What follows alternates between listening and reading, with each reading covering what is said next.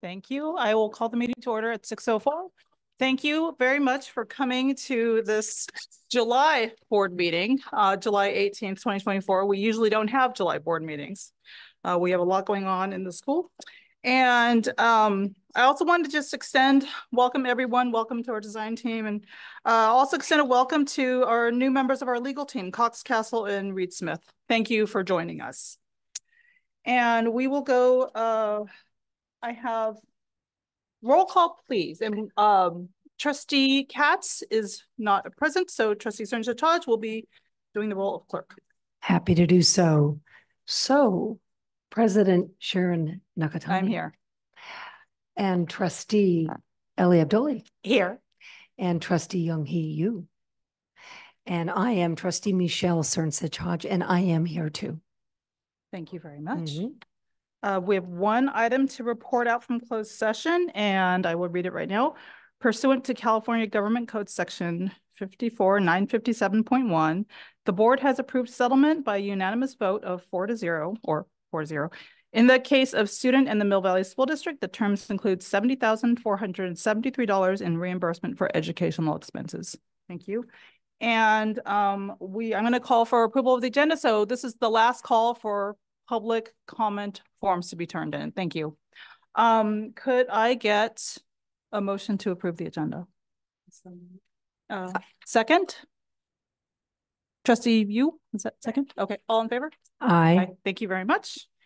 And now we will go to public comment on items not on the agenda. And we have one comment, I believe. Is this person on Zoom? No. Oh, okay, thank you very much. We have the 3-minute clock, which will be reset over here in a second.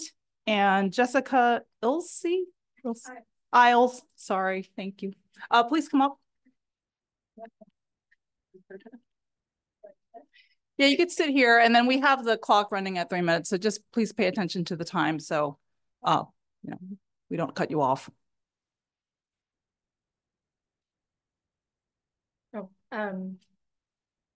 You're a public entity, but you're constantly making decisions without public input. You're withholding information on wait lists, transfers, and school preferences. I think we should put your mic on. Oh, let's make sure that's on. Everybody can hear. Should I start over? Okay.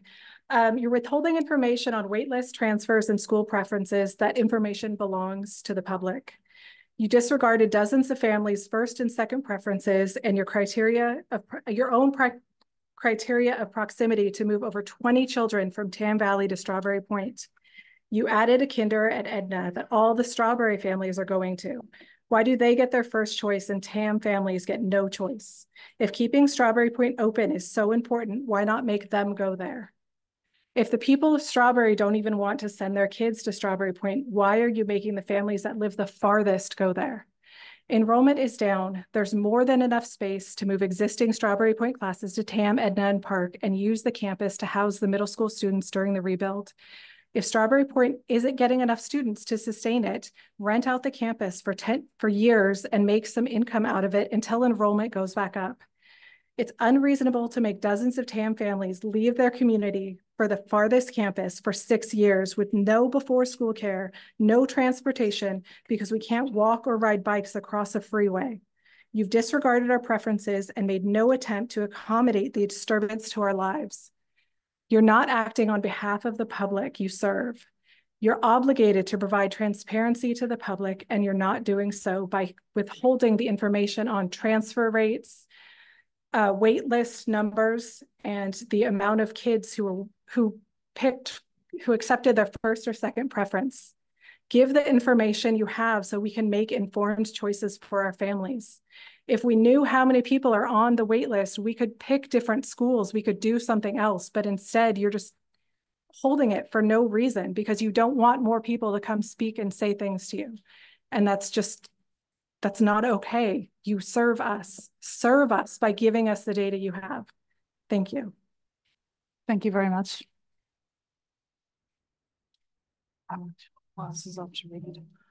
Next, we have consider approval of the consent agenda.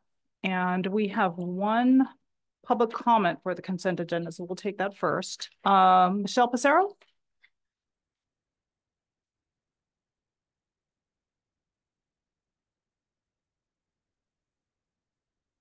Hi, thank you very much. I'm Michelle Passero, and I'm sorry, I mispronounced your last name. don't worry, no problem. I am part of a group of parents that are, concerned about the site for rebuilding the school, but in particular, the placement of the portables here during construction. And the letter was submitted earlier today that explains our concerns and rationale in more detail. And with respect to the consent agenda, we are asking that F20 be removed from the consent agenda and just brought before the board for full discussion and for public comment.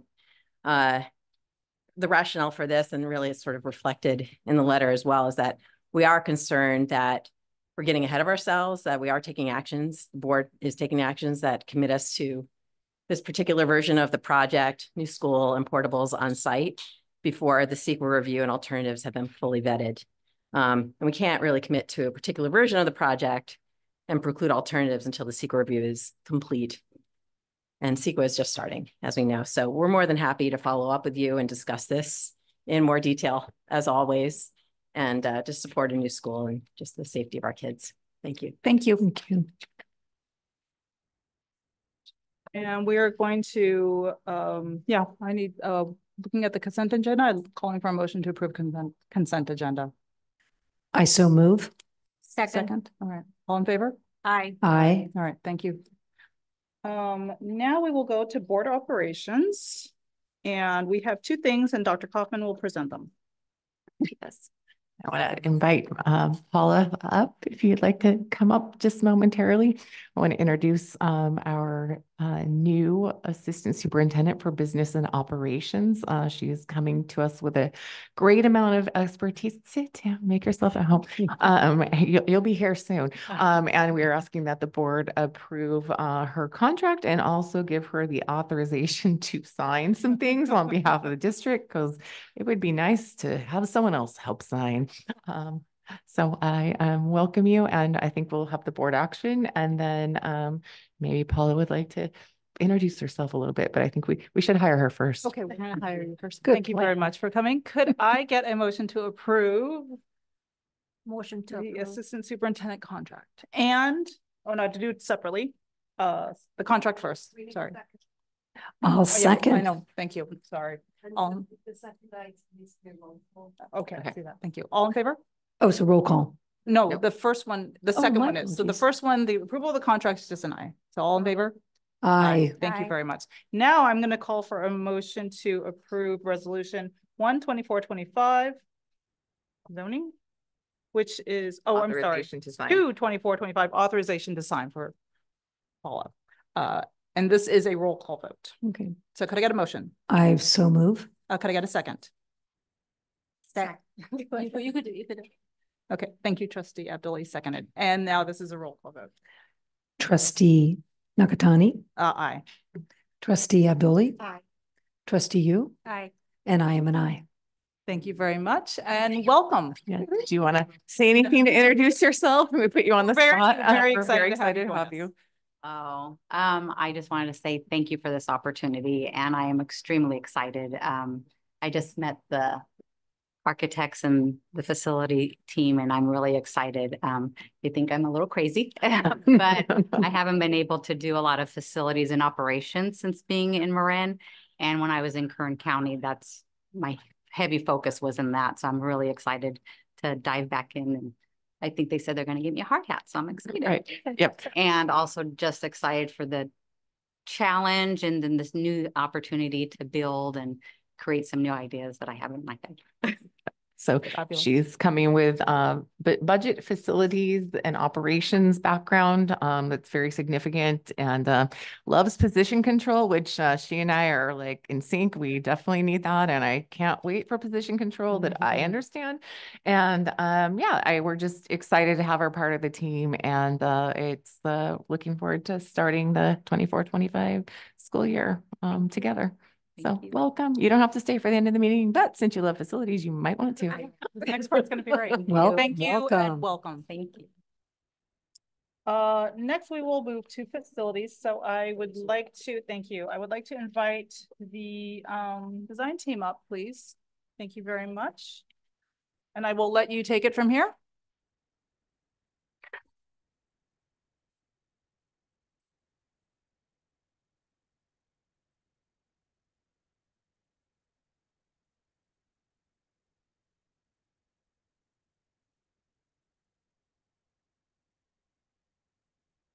Thank you. Go ahead.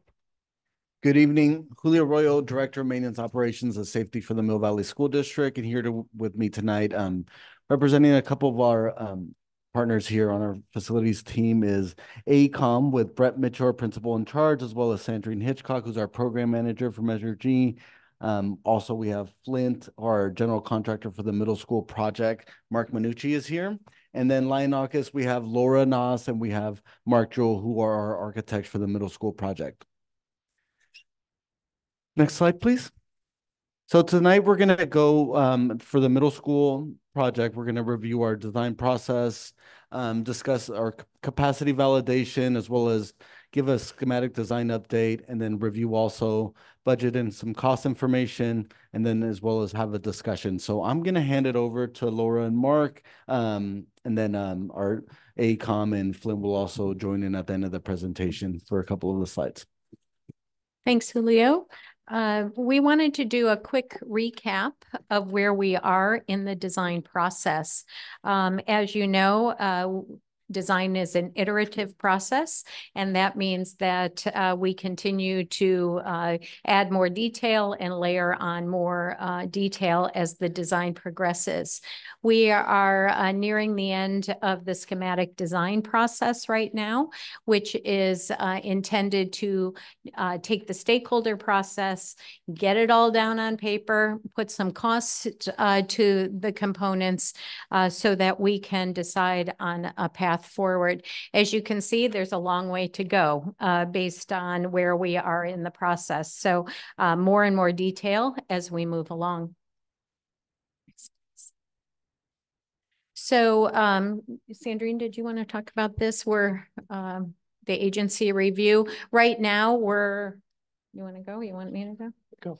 Okay. So right now we are in the process of preparing the interim campus, the demolition and site mitigation, and the new building alternatives for the alternative we'll be sharing with you today. There are many alternatives on the table. This is the one that the board has directed us to continue to build information and get information as we move through the CEQA process. So we still are on track for next summer to begin construction. One of the things the board had asked us was to look at the capacity for the school site and make sure that we had enough capacity for the long term at Mill Valley Middle School. Just a reminder from your facilities master plan, as a part of that, there was a demographic study. And as you can see, that study showed out, 5-10 years declining enrollment at the middle school level. We're here at 23-24, where it projected 808 students. We're, I think, closer to 720, 740, the existing. So even a little bit behind these projections. Why did we bring this back? Because the questions around capacity of the site was coming up again, and we wanted to revisit and make sure that we were accommodating the long term. So one of the things we did is we looked at both the state loading standard for schools, and that's a school facilities state loading standard, not a Department of Education regulated state loading standard. And that is just a ballpark and on which funding is given at the state level, but it is a good benchmark because most of the state uses it. And then we also applied the district's contract loading standard to the facilities, and found that the capacity of the site, depending on which methodology, as designed for this alternative, was somewhere between 1,240 and 1,310 students. So with the 720 or 40 we have in declining enrollment, we think that there is plenty of future capacity. There are some things influencing your current building capacity. One is class size below below these standards, either on the state loading side or your contract side. And the second piece that's impacting your current capacity is the 2 prep period day of that you have by contract. So if you imagine a room is supposed to be full 6-7 periods a day, and you take 2 of those periods out across the campus, you have less capacity. So we applied a 70% capacity number to that, and you can see that capacity between about 870 and 920 students, when assuming the 2-period prep that each teacher will be prepping in their classroom, and therefore it is not being utilized for students during that period. Again, just proving to ourselves, to the board, to the community that the enrollment current and predicted is well within the realm of what we've shown. So we talked about demographic projections on the left. I caution us, the names in the rooms are a counting mechanism, not an assignment mechanism. We just wanted to put every teacher's name to make sure, to check ourselves, that same work. And we did that with the principal and vice principal at the site. So all current teachers are accommodated at the current loading standards and with the 5-period day. But we wanted to just bring to you what opportunities there are to continue to add capacity. One is to increase class size to contract levels incrementally, right? Just as students are added, we can add those. Reclaim some PE classrooms. We have 6 of those for 5 teachers right now. We could look at those as expansion space because they are being developed as classrooms. Perhaps add a maker space for, Ellie, I think you mentioned STEAM and STEM requirements, and then maximize this teaching space utilization. For example, specifically to science labs, do you build more science labs or do you use the 6 we've programmed more efficiently should you have a bubble or a surge in capacity? And so what we have done is looked at the site at sort of a master plan level, but also we identified space for future buildings should that become necessary. So the schematic design package and basis of design, those documents are available at the district. We're giving you the high level overview today, but this is the option we were directed to study. It is not the only option being studied in CEQA. There are multiple options, but this is the one that needed the most data to support that CEQA document. Existing site as is. Next, please. This shows the addition of the interim campus while the existing building remains in place. You can see the northeast corner, the northeast quadrant becomes demolished to make way for some of the PE portables to be relocated. So that would be accelerated in the demolition that Flint will take care of. Next, please. So while the interim campus is in place, we would build the permanent structures, the 2-story buildings you see at the south, the long bar at the south, and a 1-story arts building that's shown here. That construction would occur while the interim campus is operational. And then at the end, completion of the site work, a removal of the interim campus. I should note that we would be keeping 4 of the modular buildings in the base option, the $130 million option for band, 2 PE portables, and the existing Panther Cafe. And then the second floor, building C, is a 1-story building, but the other 2 floors are shown here. So starting to put some vision to the space. This is the front entry. One of the things, if you recall, in our past meetings, we talked about the John Muir references, the two pines being the window to the rest of the world. We're using, looking at materiality that is reflective of that, but also that single point of entry that we've been talking about all along. And then if you recall, we have a pod-based concept. And one of the big issues with the steering committee is they wanted to make sure there was accessible outdoor space, regardless of whether you were on the first or second floor.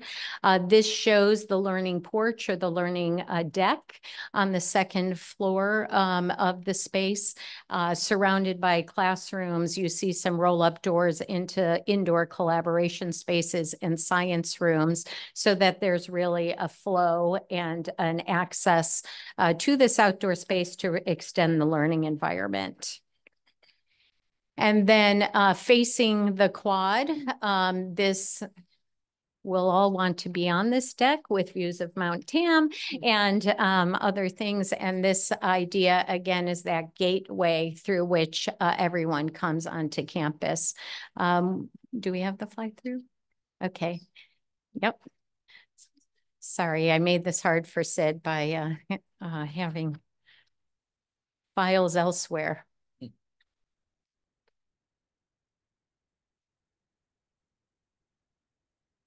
It's worth the wait.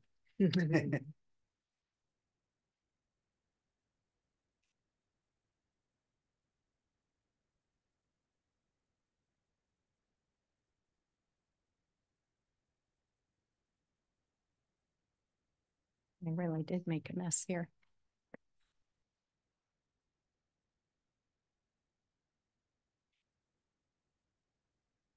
The QR code in the packet will take you to it on your phone on a Vimeo account.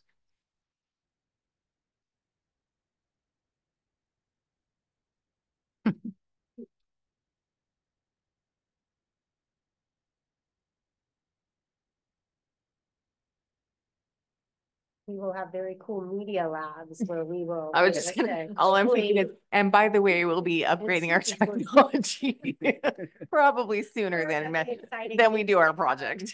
For all of us who've been Zooming for many years now, you know, it's never quite there. Yep. That's the whiz bang music. Oh, there it is. Now, how do you make it big?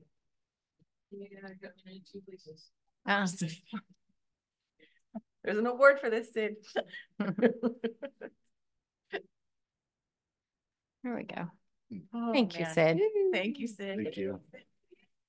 So we start, and it does have music, so I'll talk quickly. We start with a phasing, the interim campus coming in next summer in this alternative. You can see then the main campus is taken down, the new buildings are built with occupancy planned for this alternative in summer of 2027.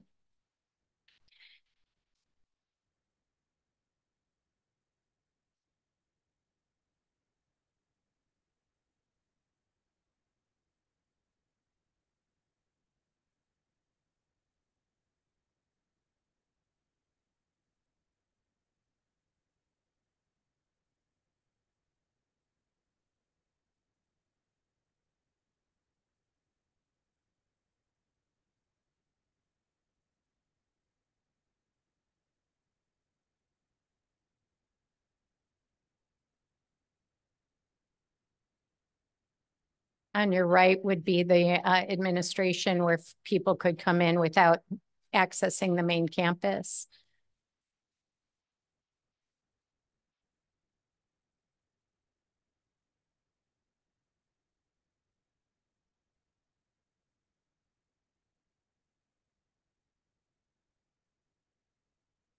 There's FU.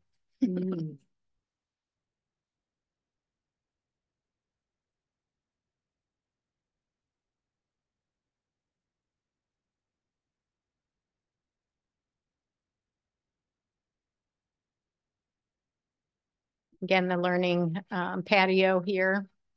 The arts labs that you see there, those roll-up doors facing north for daylight, but also outdoor learning adjacent.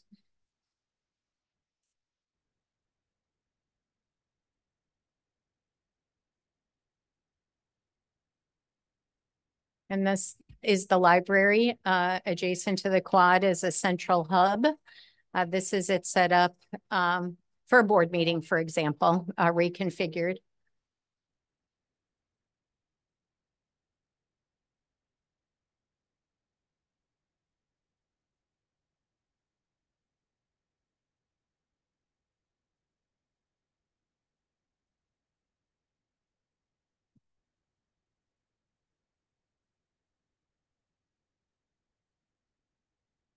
Mm-hmm.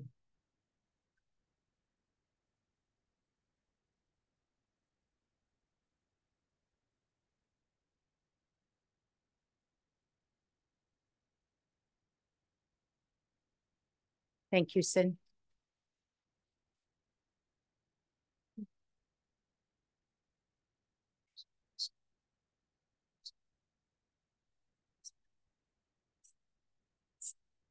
It looks nice. I'm excited about it, but one question is just one entry, right? Okay.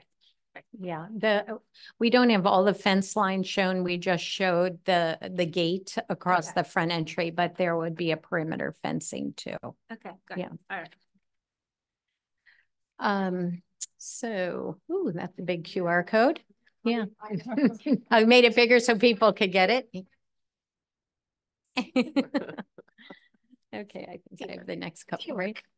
So we wanted to give a little history of how we got to presenting this alternative tonight.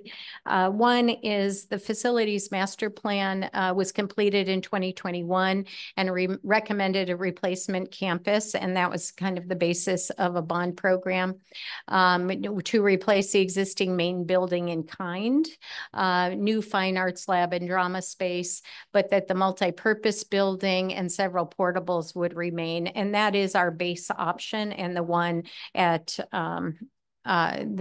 budget. We did capture the advisory steering committee's feedback, which as is common in that process, had a lot more requests, right? So we made sure to capture those so our committee would feel heard, but also so the board to aid them in prioritization as needed. That had additional replacement of music rooms and a drama room, as well as the renovation of the multipurpose captured and budgeted. Then we also wanted to remind you that we did study a single-story campus and multiple alternatives for the hybrid partial two-story and partial one-story option, and that a number of site locations were studied as part of this. We looked at all the elementary schools, including Edna McGuire, which emerged as the only site to further study. That was rejected due to the impact to limited capacity at the elementary schools, as well as potential traffic impacts. We looked at a permanent location on Friends Field. That one we studied because it would eliminate interim housing needs. The temporary campuses were studied and continue to be looked at for alternative grade level configurations that dissipated the middle schoolers onto the elementary sites. Again, disruption to your academic program was the primary dismissal of that. And then we also looked at a temporary campus option on Friends Field while we were rebuilding here, and that was rejected based on community feedback for the impact on youth recreation opportunities. So to date, we have a maximum budget of $130 million. The base option you saw today, we believe is in striking range of that. To explore the temporary campus development on the existing middle school site, to move forward with the two-story option on this site as an alternative, and that we would move forward on that pending CEQA analysis analysis to determine if an alternative path was required.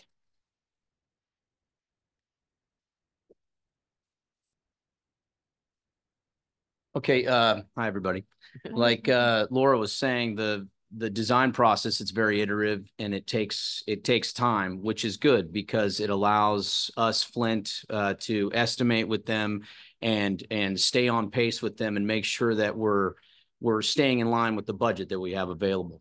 But at this kind of early stage, schematic design, which is one of the earlier full design packages that just recently came out, it's very standard to want to try to capture not just the absolute needs that this school needs, but also the hopes and the wish list items and everything that Lionakis is getting from the focus groups and stakeholders, and try to get everything in there to see where that lands. And so in this early process, we just basically put together an estimate for that has all of everything in it.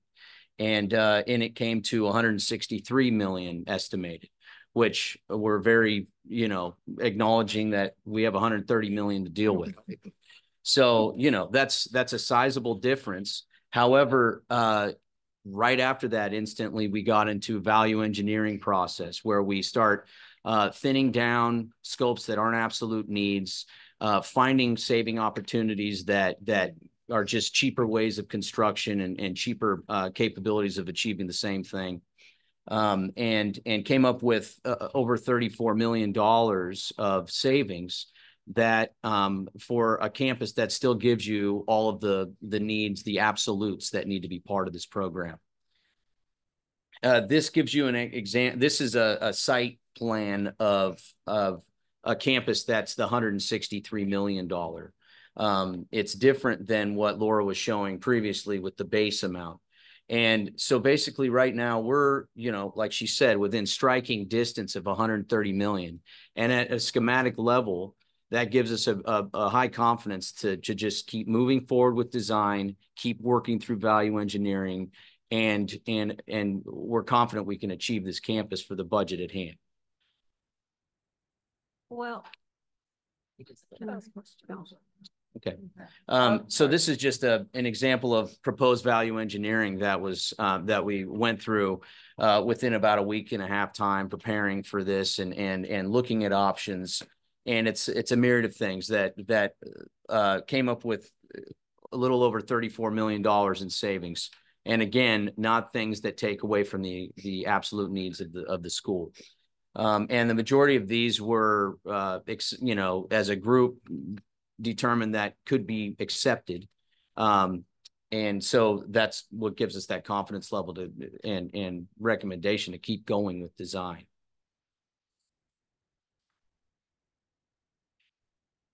So that being said, looking at the overall schedule and where we stand today at the end of schematic design, essentially we are on track with the process with the agencies we're going through right now.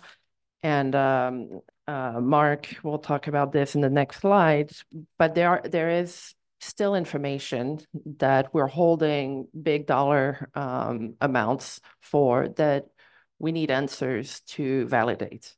And that has to do with the site mitigation or environmental study of the site that will be part of the PEA. So we're still on track to get this information by fall 2024, at which time we will be able to validate those buckets of money, big buckets of money we're holding right now to, as we're expecting to have to do some mitigation. But until then, it's just allowances. So just saying we're on track to get this information, but as we're moving forward and getting more data, this is the process to get the validation for the budget. So, I mean, Sandrine basically just summarized exactly what we're doing. But these placeholders, we're holding smart amounts of money to deal with things that are assumed and expected to be required to some degree on the site. How much of this soil that's existing do we need to get rid of? And how much new soil do we need to bring in that's clean? How much lightweight fill do we need to bring in versus soil? And how robust of a structural foundation system do we need to put in for the new buildings? We have smart buckets of money for it. And our hope is that we get good news from this reporting that comes in the fall of this year, to either have us realize, okay, we held the proper amount of money to handle what's going to be required for big ticket items like that, environmental and structural, or do we find some savings there that we had a little more than we need? That's the hope. Could it go the other way? Possibly, but I think that's the last possible thing, I think, with how much we're holding right now. So anyway, that's where we're headed.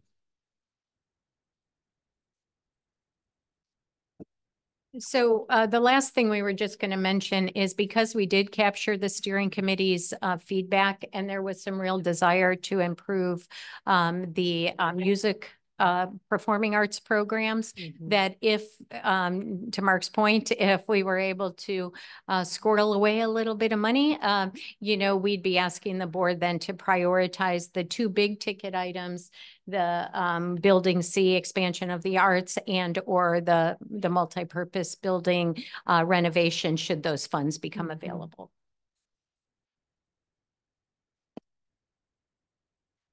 Yeah.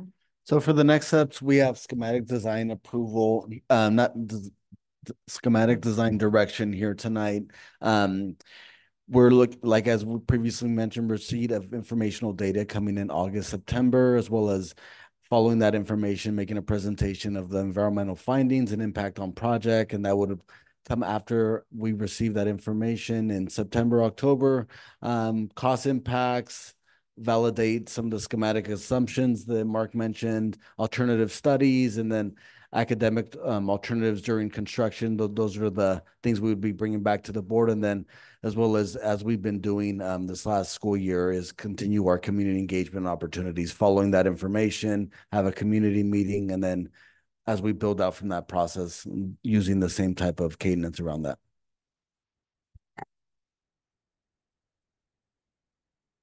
Thank you.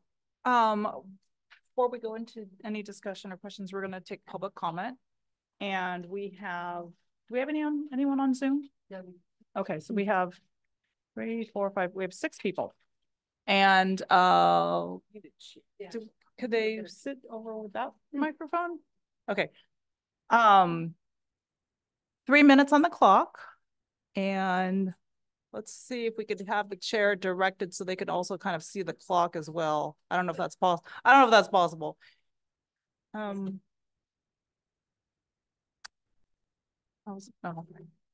Anyway, the first person is Eric Halterman. We can change it over here to. Oh, okay, all right. That's okay. We don't bite. You get to sit with the design team. All right, thank you. I have to say, those are actually beautiful plans. I think that'd be a beautiful campus on our for Mill Valley.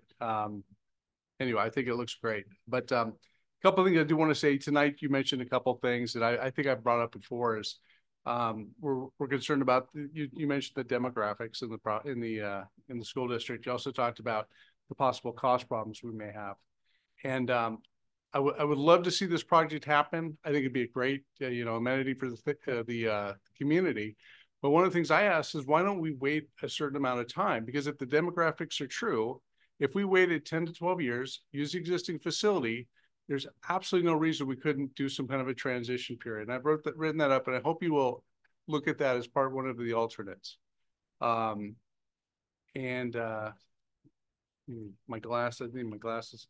And another thing that concerns me is that we may not be really looking at the alternatives seriously, because if you really want to break ground this time next year, there's no doubt you're going to have to move right into construction drawings.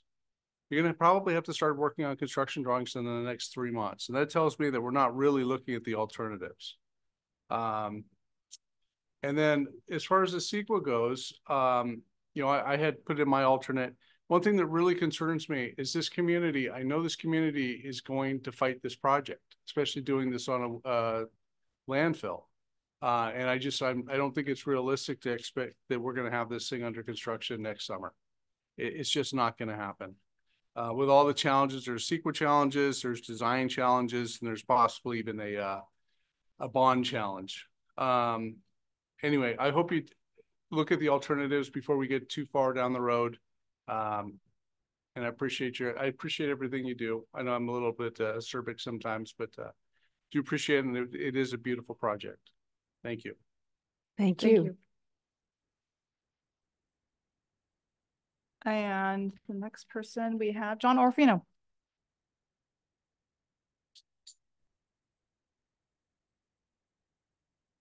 So congratulations. It's a beautiful addition to the community. And I think that the board has done a phenomenal job reaching out to the community and getting the input from the community for the last, I don't know, 9 months to a year.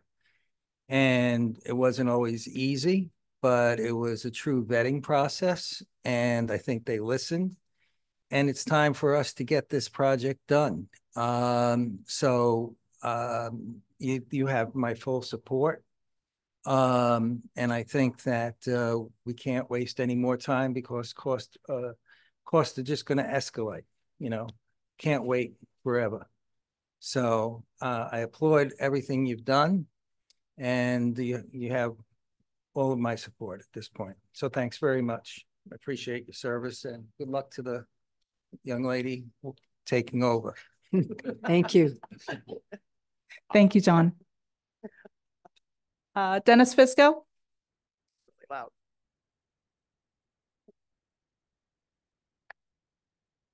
Evening, school board and superintendent. Nice to see you again.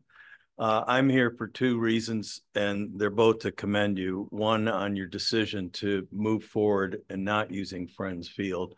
That decision's been widely and enthusiastically appreciated by the community, the city, the sports groups. And so I thank you for that. Secondly, from what I understand, the joint use agreement is progressing, and I want to commend you for your efforts along those lines. I think that too will be widely supported by the entire community. And I echo John's thoughts. It's been a tough go so far, but I think you're about to get on the downhill part of this project. So congratulations. Thank you. Thank you. Thank you. We have Tracy Zukowski, and I have you down twice. Yeah, there's 2 pieces of paper. That's right. Let's pick one. Pick one. Yeah. This agenda item. Thank you. I don't know how that happened. Strange. Hi, thank you so much. Really quickly before I go into my notes, with all due respect, I think, and people that are supporting this project and want to get started and get going right away, some of this is at the cost potentially of our children's and the teachers' health. And so I think that we need to take this seriously and look at all of our options before we're moving forward. So for the approval of the schematic design based on the presentation that we're seeing seems premature, considering that the CEQA review has just begun, and then we need to wait until that is complete. The presentation states that alternative sites have already been rejected, but how can we commit to a particular version of this project until CEQA is completed? The presentation shows the schematic design is more than $30 million over budget, and thank you for explaining about the value engineering proposals. That is definitely helpful. I think I would like a better look at what those things are, and I want to understand to make sure it's not a sacrifice to our student health and safety. Before we just say, oh, we're budget cutting to make it work. But I appreciate that those things are being looked at so we can move forward to get things done. I just feel like there's not enough information for either the design or the cost to approve this at this point, and that we should just take care and make sure we have all the facts first. Thank you. Thank you. It is beautiful though. And lastly, we have Caroline Joachim.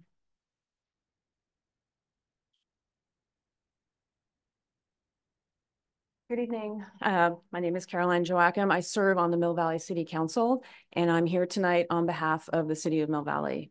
So I first want to recognize the process that you undertook, how long it took, the amount of community input and feedback that you took in and considered.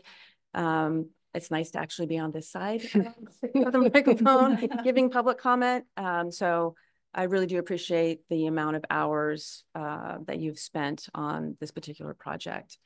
I also want to recognize that between the city and the school district, there is a long history of collaboration, cooperation, and support. And it's in that spirit that I'm here tonight to reiterate the city's support for this project. It is absolutely a stunning design. We're excited for it to happen. And I just want to say, that this project will not only greatly benefit the students and the staff, but it's also going to be a great benefit to the community as a whole. So going forward, I hope that you lean on the city whenever you need to, because we're here to support you. So thank you very much. Thank you. Thank you very much. Okay, that concludes public comment. So thank you very much. I'm going to turn to my fellow trustees and ask if we have any questions. No? You know what, I could ask Elizabeth because I've been out, so I might be. Well, it's about the cost savings on the 5.4 million came from interim housing. So I kind of wanted to know how that's going to impact interim housing, especially it seems like a lot of it was from the decks, elimination of decks. It's just probably too preliminary for me to ask. Oh, gotcha. Item. Yeah. So basically that item that we're looking at, which was only taken at take it half of it away, is not to have full decking between all the interim housing portables, and instead utilize isolated ramps to get into each one, which would be, safe ramps and compliant ramps, but just basically eliminate a lot of the decking that would go around and in between them. It's not going to impact, I want to make sure it's not going to impact flooding and kids having. Absolutely not. That's No. what I would. No, it's just an alternative and more cost-effective means of accessing the portables. Yeah. I was just going to add that since we are raising the grades for phase one, it actually gives us the option to not have to do the decks everywhere. Okay. Yeah. Okay, good. All right. I like when you save us pennies so that we can do some of those extra things maybe. Yeah, for the permanent. Yeah, for the components. permanent. We appreciate it. Correct. It's thank you. Efficient. Mm. Anything else? Exciting. Yeah, it's very exciting. Yes. It's beautiful. Rendering Truly stunning. Always help. And it feels like you understand Mill Valley. Like it's very, it's, you see sometimes schools where it just feels like here's some plants around it. This feels like nature is in it. I mean, we really just flow through, and I really love it. It just has a good vibe. I know that sounds so cheesy, but no, that's very Mill Valley. That's very Mill Valley. What happens trees grow? The good vibe is important. The other thing I wanted to say that, as an alternative site that you've mentioned more than once this evening, you're really taking advantage of the iconic, safety of the mountain and inviting children to engage visually. It's giving me chills. It's really, I wish I could have come to this school so many years ago. So thank you. Oh, that's it. I will. I definitely will. So thank you. Well, at this point, I'm just going to direct staff to continue to analyze the schematic design of the proposed project under California Environmental Quality Act and to continue with the refinement and the design. So thank you very much. Thank you. Thank you. thank you. Very cool. Thank you.